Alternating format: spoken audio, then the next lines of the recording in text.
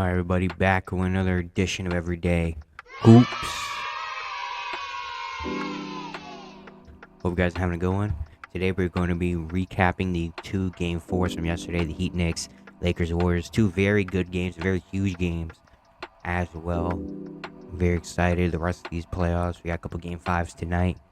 And we just keep it going, man. Playoffs just getting more and more interesting as we get less and less teams. Thank you guys for the views on the videos and shorts recently. Really appreciate it. Do the content, consider subscribing, like, turn notifications, also like that. Really appreciate it. Really that a lot. Share the video. Someone that likes basketball. Share the video with them. Help me out a little bit. I really appreciate it.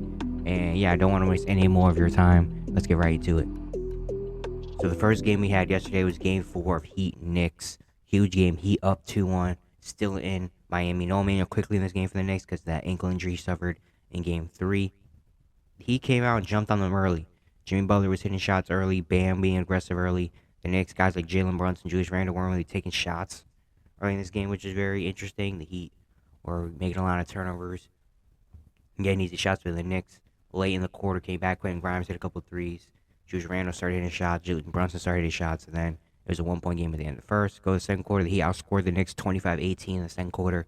The bench, Kyle Lowry, Caleb Martin, and Bam as well. Those guys were making really good use of their time, hitting shots, getting offensive rebounds, doing great things. Jalen Brunson was trying to keep the Knicks in this game. He led by 8 at halftime. And the Knicks actually, still compete in this game. They never were down, 15 or anything. The Knicks were trying. Jalen Brunson, RJ was being pretty aggressive. Just Randall started hitting more shots. But just every time the Knicks would make it a 2-point game, the Heat would come down and hit a shot or hit a 3-pointer. And it was like, dang, man, we just can't get over the hump. It's a 9-point game at the end of the third. Go to the fourth, and the Knicks actually outscored the Heat 20-19 in the fourth quarter. There wasn't that much shot making in that quarter, but it was just those offensive rebounds, man. Every time the Heat would just get a big offensive rebound or get a big turnover or steal, that would just take the heart out of the Knicks, and the Heat would end up winning 109-101, taking a 3-1 series lead. The Knicks actually shot better from the floor than Miami. The Knicks shot 49%, the Heat were 47%. A 3-point difference, and Heat hit 4 more threes than the Knicks. The Heat also forced 16 Knicks turnovers. They had 7 more assists and the rebound. They out-rebounded the Knicks 44-35, including 13 offensive boards. They're just getting to every loose ball, every 50-50 ball, offensive rebounds. The He just looked like they wanted it more, honestly. Jimmy Butler, 27, 6 and 10, 2 steals, 2 blocks, 9 for 17 shooting, just keeps doing great things. Also with the facilitating as well. Bam. This is the Bam. The last 2 games, this is the Bam the Miami Heat need on a consistent basis. 23 and 13 on 10 for 17 shooting. He looked a lot more aggressive. It's the most aggressive I've seen Bam look in a long time. He was taking shots. He wasn't passing. He only had 2 assists. Taking shots. He just looked a lot more aggressive, a lot more in the game, and this is the Miami Heat need.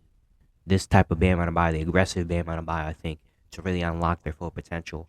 Max Strus at 16. Kyle Lowry continues his great play so far this playoffs, especially this series. 15, 5, and 4 off the bench, and then Caleb Martin had 10 points as well.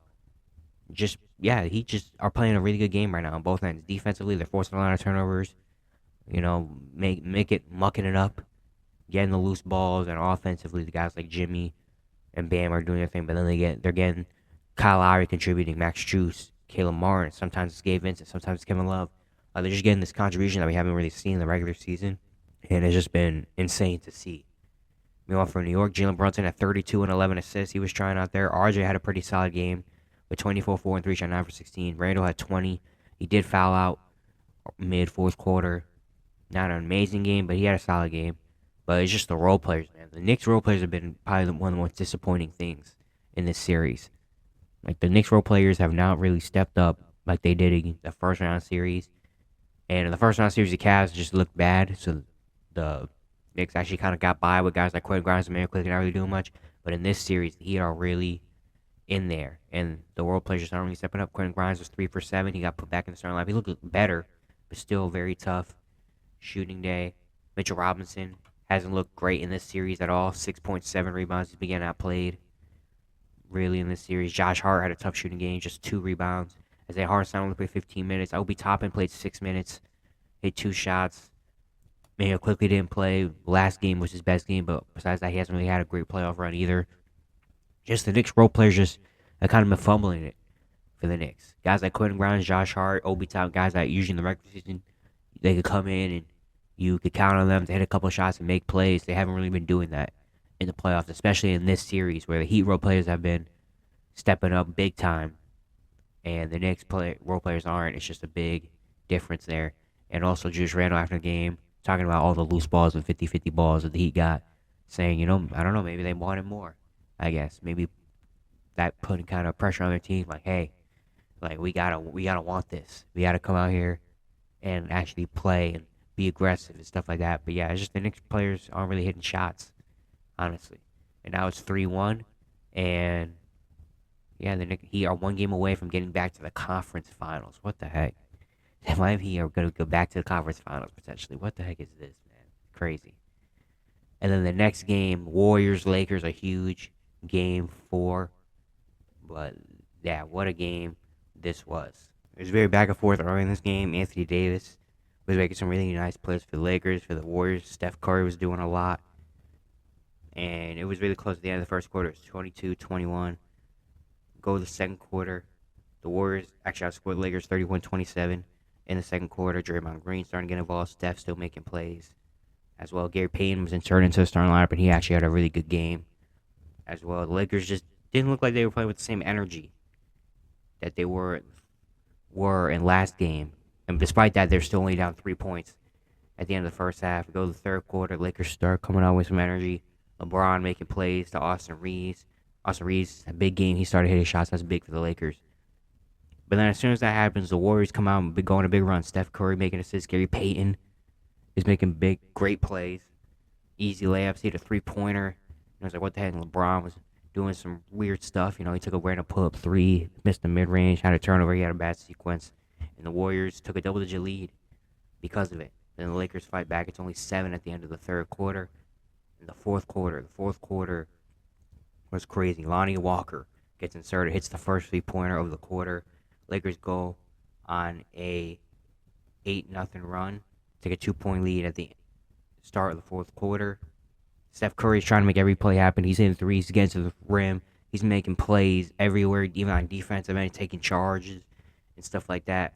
But Lonnie Walker scores 15 fourth quarter points for the LA Lakers when they really needed it. He showed up. And then the turnovers at the end. The turnovers. Warriors had a lot of turnovers, only had 17 points in the fourth quarter. Clay missed a couple back-to-back 3-pointers that were huge. Steph missed a fadeaway with 26 seconds left. That could have put him up 1 point. And then he missed a 3-pointer as well. And then the last possession where Draymond Green turns the ball over on a bad pass. Yeah, just the Warriors just had so many bad turnovers. The illegal screens, the throwing the ball away, missing easy shots. The Warriors really fumbled this game. Like, this definition of the Warriors fumbled this game. The Warriors just look so bad out there. The Lakers win 104-101 and take a 3-1 series lead. Lakers shoot 45%. The Warriors actually shot 47%, and the Warriors doubled the amount of threes the Lakers made. Both teams shot pretty bad from 3. Warriors were 12 for 41. Lakers were 6 for 25. Lakers also hit all 20 of their free throws. Warriors had 16 turnovers.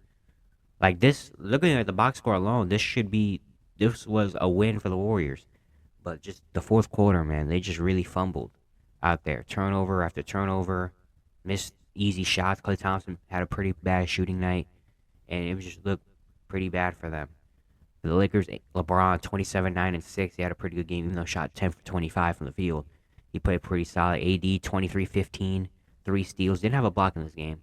But this is the Anthony Davis the Lakers need all the time. See, this was it wasn't a crazy AD game, but it wasn't a bad AD game. Just a decent AD game is what they needed. Austin Reeves, 21 points. He started hitting shots. That's a great sign for them. Lonnie Walker, 15 off the bench, and a huge 15. Like, they needed all of those buckets for them to win this game. He was huge. I love to see that moment after the game when LeBron and AD went up to him and started hugging him and stuff. That's huge for a guy that wasn't even in the rotation 2 games ago. He wasn't even in the rotation. And then 2 games later, he's scoring 15 points to close out a game 4 to take a 3-1 series lead. Like, that's insane, man. Like, if you remember early in the year before all these trades happened, Lonnie Walker was like the 3rd best player on the Lakers earlier in this season, scoring. And then all the trades were made, and then he just kind of fell out But now he had just this defining moment, and it's huge. Shout out to Lonnie Walker, man. Really. And then Dennis Schroeder had 10 as well. D'Lo had a pretty tough game. He shot 1 for 10. I only had 3 assists. Jeremy Bell only played 11 minutes because Schroeder and Walker were what the Lakers needed. But just a huge game. A huge win for the Lakers. Now they're up 3-1. For the Warriors, Steph had a great game. Even though he didn't shoot well from the field, he shot 12 for 30, 3 for 14 for 3. I mean, he did everything else. 31, 10, and 14 with 3 steals. Couldn't ask for a lot better of a Steph game. It just he didn't really have much help. Wiggins was trying. He had 17 points. Gary Payton had a great game, 15 points, but he only played 23 minutes in this game, which is very interesting because he had probably his best game of the season in this game. And yeah, he only played 23 minutes. I think he got taken out with 7 minutes left and didn't come back in. Like that was very, very interesting by Steve Kerr not to put Gary Payton back in the game. DiVincenzo had 10 off the bench. Draymond 8, 10, and 7 with 5 turnovers. I think coming into this game he only had 2 in the entire series, and then he had 5 today. And then Clay 3 for 11, 3 for 9 from 3, missed some pretty clutch ones as well. Very tough shooting day for him. And a lot of talk is about Jordan Poole as well. He only played in 10 minutes, didn't score, was a -6, had 2 turnovers, 3 rebounds.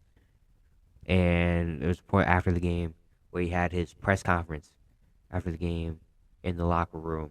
And the Warriors were it was a lot of tension in the Warriors locker room after during Jordan Poole's interview. And it just, I don't know. It's a very interesting situation having Jordan Poole. After last year, he had his coming out party. He literally was a huge reason of why they won a championship last year because Jordan Poole came off the bench and had some big performances, hit some big shots.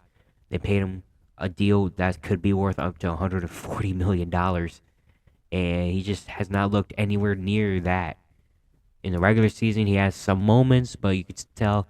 And in this playoffs, he just has not looked great, especially the last 2 games. Game 1 actually was like good. 22 points, 6 threes. It just gets overlooked because he took that horrible shot at the end of game 1 for that deep 3-pointer with down 3 when 9 seconds left when they could have had a way better shot. And in the last 3 games has just been not great for Poole. Back in game 2, they won by 27, so it kind of didn't really matter. But in game 2, he had 6 points, 3 for 6. He only played 16 minutes again because it was a blowout, so it didn't really matter. And then in game 3, they got blown out by 30. He had 5 points, 6 assists, shot 2 for 9. And then yesterday in a huge game, he only played 10 minutes and didn't score. So you could tell he's kind of losing trust in the organization by Steve Kerr, only to play him 10 minutes because he's a player where he's not hitting shots offensively, not making plays. He's not really doing that much because defensively he's not really giving you much. So if he's not hitting shots or making plays, it's just very tough. And this was supposed to be a big year for Jordan Poole, just coming off that big year last year with the finals run and the contract he was supposed to come up in. A lot of people thought he was going to be like maybe potential all-star level or just like a really good third for the Warriors, and he could be like their piece for the future after this whole dynasty's done. But this year has just been very disappointing. He just has not looked anywhere near the player that he was last year. So now the Warriors are down 3-1, and now it's all hands on deck. They need Clay to show up. They need Draymond to not turn the ball over. And they need Wiggins. They need everybody. They need everybody for the next few games. They need to lock in, man. The turnovers are just crazy. The turnovers they make are just like, what the heck are you guys doing? So they just got to lock in, man. They really need to. But the Lakers, that was a huge win. Huge Game 4 win. And now they're 1 win away from going to the conference finals, man. Who would have thought the Lakers, the 2-10, when they started the year 2-10, Lakers going to the conference finals, man. But yeah, that's it for today. Hope you guys enjoy what together. If you do have the content, consider subscribing, like, turn notifications, do also like that. I really appreciate it. It really helps out a lot. And I'll see you guys tomorrow.